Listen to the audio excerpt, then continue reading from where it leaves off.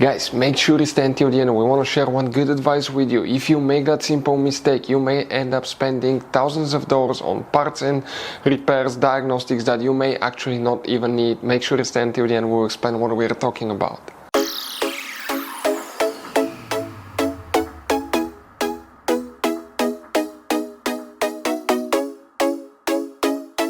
Hey guys, welcome back to World Mechanics. Today will be super helpful video to any of you having Chrysler 300. We're talking about the generation right here from year 2014 to year 2024. If you guys have a problem where blower motor fan does not work, you wonder what causes that, how you can fix it. It could be simple fix. Do not buy new blower motor fan. It could be one little bitty detail. Stay with us. We'll explain what it is. That way do not waste your money and time. In addition, if you need to buy replacement parts, tools at a good price, quick shipping, we'll share the information in the description of the video below for your convenience. So let's start on it now.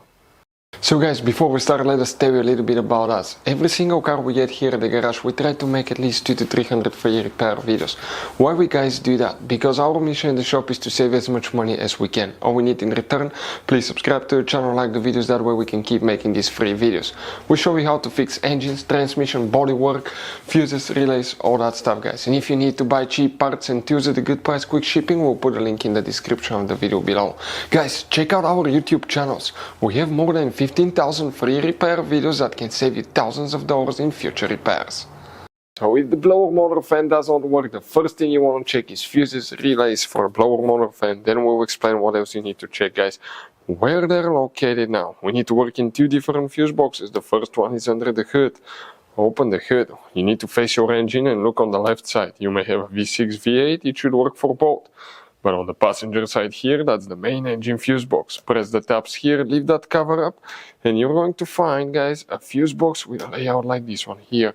Before we continue, let's explain quickly why it's always a good idea to test fuses and relays. Guys, it's very important to always test your fuses and relays. Why?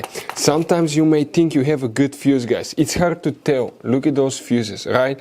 And sometimes, okay, you pull the fuse. Okay, I'm going to get the fuse puller and I'm going to remove one fuse. I want to show you on that 20 amp fuse. Sometimes it's very unclear if that fuse is burned or not. You may not clearly see it. So always, guys, test them, because if you don't test the fuse, you assume it's good. You end up spending money, time and diagnostics for problems that do not exist guys. So you can just waste your money and time. Always test your fuses, always test relays. We will put links in the description of the video below where you can find guys a video for testing a fuse and testing a relay that will explain everything that you need to do.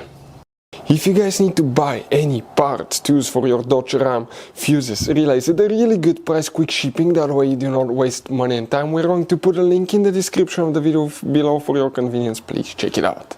Here guys, what we need to check, we need to check two fuses, then we need to go to a different fuse box and check 4 more components. Specifically here we're talking about fuse number 12, that's 9, 10, 11, 12, and fuse number 39 right here. Then open the trunk. In the trunk, leave the carpet liner up. Underneath you have the spare tire, that's the car battery on the passenger side. Right behind it you have a fuse box.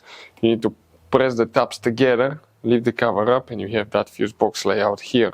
Specifically guys, here we need to check more components. The main fuse for the blower motor fan is fuse 15, right here. The other ones are for the climate control system, so you still need to check those guys. Then you need to check fuse 32.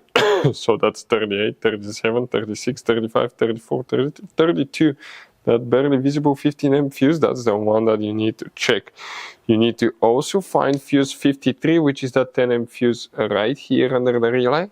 And after that, guys, we need to check relay 71 right here. Other things that we notice, the blower motor fan, that can cause it not to work. In some cases, guys, okay, it could be the controls for the blower motor fan. That does not happen very often. It happened only a couple times in our career, guys. But that's we usually start with the fuses that you need to check and relays. Another thing, the blower motor fan has one device that's known as a blower motor fan resistor. That's the one that actually changes the speed of the fan. And that resistor, when it goes bad, it can cause the fan not to work as well. That's the number one thing that we see here at the garage. Bad blower motor fan resistor. If you want to see how to replace one, how to test one, we'll have videos on our YouTube channels that will explain that for any of you needing help. The next thing, it could be a bed blower motor fan, but they're super easy to test. You can test it and find out if it works or not. It either works or not, but often it will be a bed blower motor fan resistor that causes that.